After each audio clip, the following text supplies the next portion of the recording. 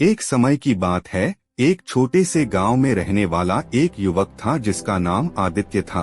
वह बहुत ही शांतिप्रिय और अकेलापन में डूबा रहता था। आदित्य को सोचने का शौक था और वह हमेशा अपनी आत्मा के साथ एकांत में रहने का आनंद लेता था। एक दिन गांव में एक महात्मा आए जो लोगों को सामंजस्यपूर्ण और सशक्त बनाने के लिए जाने जाते थे। आदित्य ने महात्मा से मिलकर अपने विचारों को साझा किया और अपने अकेलापन में कुछ विशेषाधिकारी पाने की इच्छा व्यक्त की।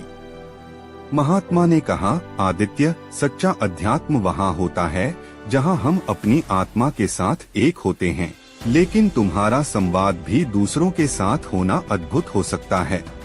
उसने आगे कहा, तुम्हें अपने विचारों को दूसरों के साथ साझा करने का प्रयास करना चाहिए। यह तुम्हें अपने अकेलापन से बाहर निकालकर नई सृष्टि की दिशा में ले जाएगा।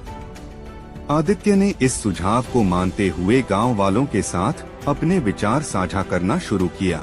उसकी बातें लोगों को प्रेरित करने लगीं और उन्हें नए दृष्टिकोण की ओर मोड़ने का साहस दिया। एक समय ऐसा आया जब गांव को एक बड़ी मुश्किल का सामना करना पड़ा। लोग हार मानने लगे थे और उनमें निराशा का माहौल छा गया। इस समय में भी आदित्य ने अपने आत्मविश्वास और सकारात्मक विचारों से भरपूर भविष्य की दिशा में बदलने का प्रयास किया। उसने लोगों को एक साथ मिलकर समस्याओं का सामना करने के लिए प्रेरित किया और एक समृद्धि और सामंजस्यपूर्ण गांव की दिशा में काम करने के लिए उन्हें एक साथ आगे बढ़ने के लिए मोबाइलाइज किया।